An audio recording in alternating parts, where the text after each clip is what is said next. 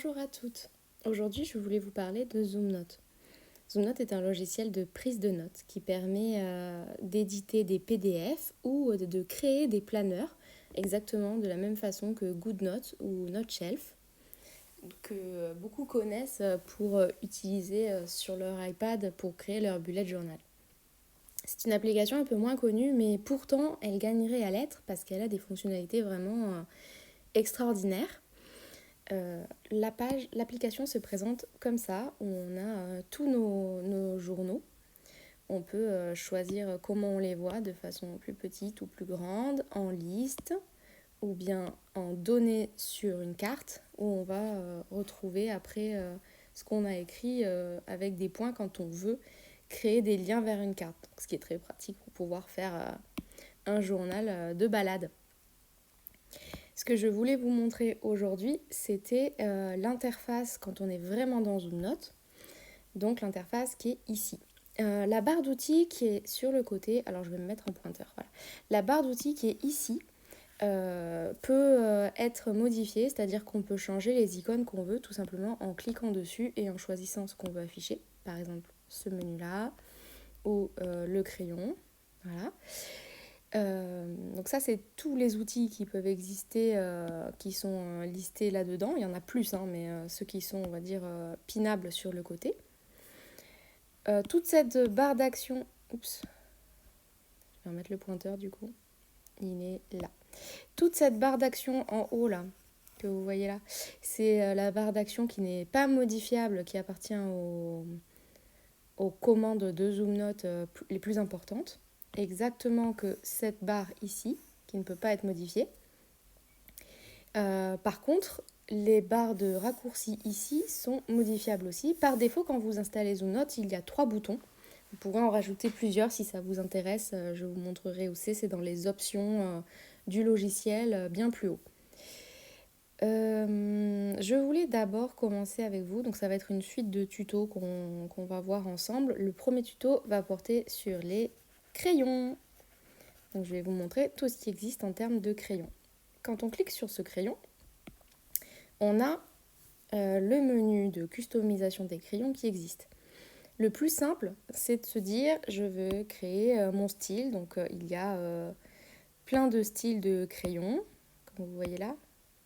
Hop. Les surligneurs, les pointes fines, les pointes plumes, les crayons couleur et la peinture.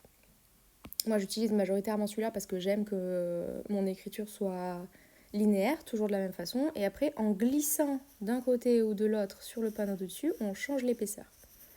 C'est quelque chose que j'aime beaucoup.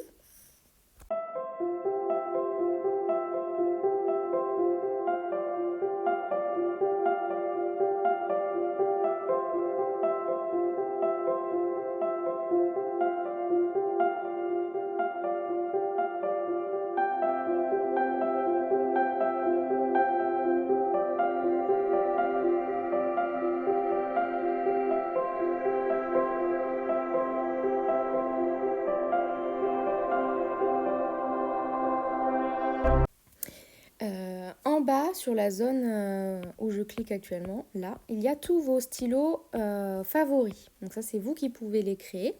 Il s'agit d'aller dans la flèche qui est sur le côté du menu. Vous voyez tout ce qui se passe. Et après, si vous voulez en créer des nouveaux, vous allez en haut dans l'onglet Saved, ici. Et vous avez tous les styles que j'ai sauvegardés. Ouais, donc c'est les stylos que j'utilise le plus. Vous pouvez en rajouter des nouveaux, les grouper entre eux ou les manager, c'est-à-dire changer l'ordre. Hop, comme ça. Donc moi, j'ai mis mes stylos, on va dire 1,7, 1,2 en haut, parce que c'est ce que j'utilise le plus. Ensuite, le surligneur avec la couleur que j'aime bien. Comme ça. Tous les stylos sont paramétrables dans l'onglet Customize, où on peut choisir l'épaisseur, on va dire, souhaiter vraiment quelque chose de précis. Moi, je le fais surtout au rendu que ça rend. L'opacité, si vous voulez que votre ligne ne soit pas vraiment pleine. Et si vous voulez la faire en pointillé. Ensuite, vous avez les layers. Ça, c'est pour choisir si tout ce que je vais écrire avec mon stylo sera directement lié à une couche de mon fichier ZoomNote. Donc là, vous voyez, j'ai 2 couches. la couche point ou la couche numéro 1, que je n'ai pas nommée, il faudrait que je le fasse. Vous avez les règles, si vous voulez que ça suive automatiquement une règle comme ça, par exemple. Hop, je mets ma règle ici et je dessine dessus. Hop, je peux la bouger. Oui. Ça, c'est quelque chose qu'on retrouve dans le menu ici. C'est cette option-là de règles que j'utilise assez souvent, finalement. Je m'en rends compte. Voilà. Et ensuite, qu'est-ce que je voulais vous montrer d'autre sur les stylos? Oui, les couleurs. Donc, sur le premier onglet style, vous avez la flèche ici où vous pouvez gérer vos couleurs. Et vous avez des palettes. Tout en bas, vous voyez les différentes options de choix de couleurs. Soit en RGB, soit en HSV, c'est-à-dire le cercle, quoi. Soit en 1. Donc là, c'est vraiment vous qui choisissez la valeur du RGB que vous voulez. Un mixage. Vous pouvez choisir différentes couleurs parmi celles que vous avez déjà choisies. Hop, moi je m'en sers jamais. Et ensuite les palettes, ça je m'en sers tout le temps. Vous pouvez créer vos propres palettes de couleurs qui seront facilement retrouvables en cliquant hop, ici, quand vous sélectionnez la couleur de votre stylo.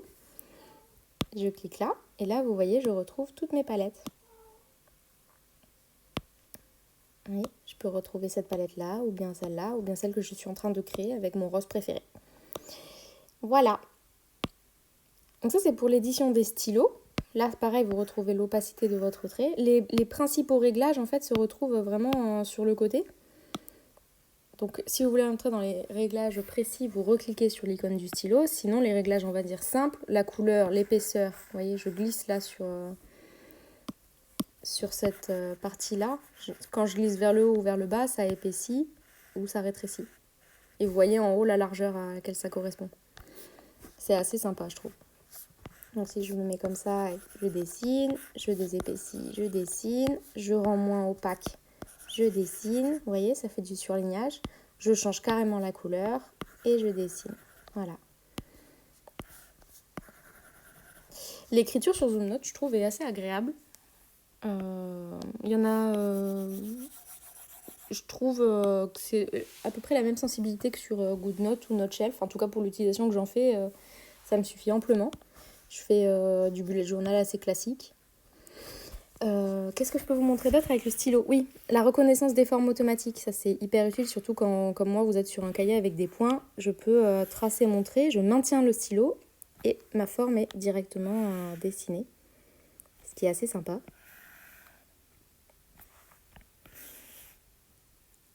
Donc ça, c'est pour la reconnaissance des lignes. Vous avez aussi la reconnaissance des formes. Par exemple, si je fais un cercle, très moche, hop, ça me le dessine comme ça. Et ensuite, je peux recliquer sur l'icône qui est sélectionnée en haut, que vous voyez ici. Donc, je clique sur celle-là, je clique sur mon cercle. Et quand je reclique sur le menu, vous voyez, j'ai le menu des formes. C'est un menu différent que je présenterai, je pense, dans une autre vidéo parce qu'il y a beaucoup de choses à savoir dessus. Mais ça vous permet, voilà, via le stylo, de créer des formes directement très simples. Voilà. Qui sont, moi je trouve, très sympas.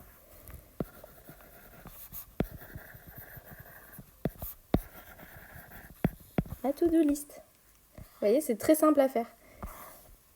Et ici, ne pas oublier, je descends un peu l'épaisseur de mon stylo.